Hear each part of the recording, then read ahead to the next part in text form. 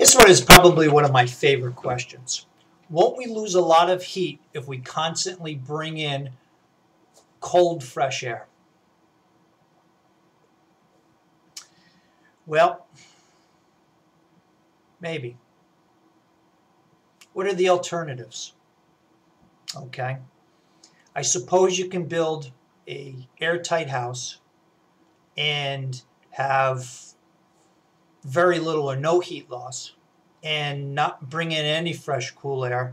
And then I guess the question is, how long can you healthfully live in that environment? You can do that if you want. Personally, I'm not going to choose that path.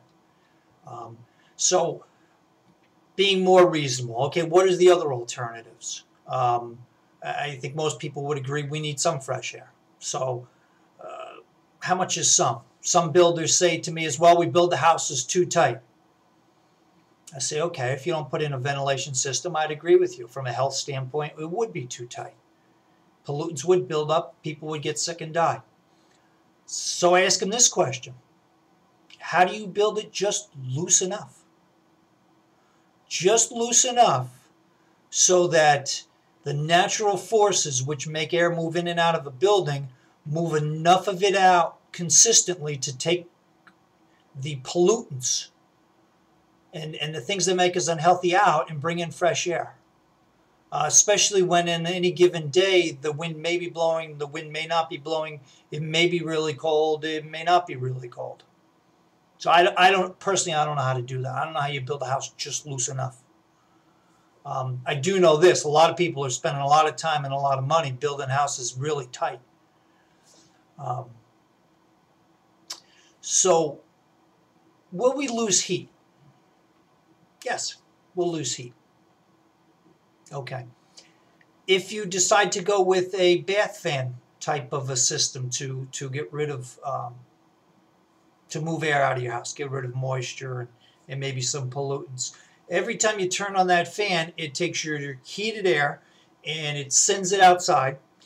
And when you send air out of the house, air has to come back in to replace it. That air comes in unconditioned, it's cold. Okay, so with a bath fan or a kitchen exhaust or even your furnace burning inside air, sending it outside, the replacement air comes in is cold. And you have heat loss. Do you have any idea how much that is? I mean, I ask a lot of people, what do you spend a year on heat? The average person I ask that question to, they say, I really don't know. And you got differences in years. Some years it's really cold, some years it's not so cold. So that'll fluctuate. Okay, so the bottom line is, if we're going to bring in outside air and we're going to get rid of our heated up air, we're going to have some heat loss. So what's the important thing, or how do we minimize that? How do we move enough air and to make sure we're healthy and also keep as much heat in the house? And that's where our systems, I believe, make the most sense. Number one, we've got a mechanical system, so that's control. We want to control heat loss. It would make sense to me to control the ventilation rate, to make sure that I calculate enough air movement to take care of the pollutant and the health issues, but not too much.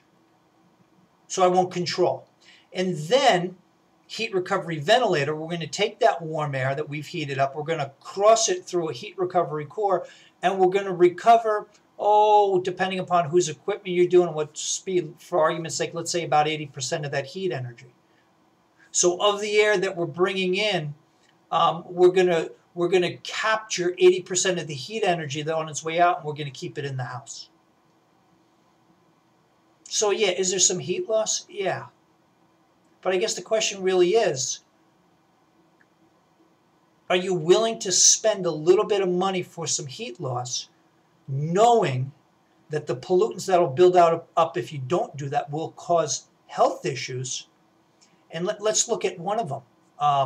Asthma, I believe it was in the year 2000 or 2001, there was $14 billion spent in this country on emergency room visits where people's asthma flared up. They had to go to the emergency room to have an epinephrine shot so that they didn't have a more serious problem like dropping dead. What does that cost? Well, $14 billion. I'm not saying it's all because of indoor air pollution, but I know indoor air pollution has triggers that makes asthma flare up. So certainly in that equation, part of that is an air pollution issue. So, again, you got to decide for yourself. Is it reasonable to have some heat loss so that we're healthier? You make the call.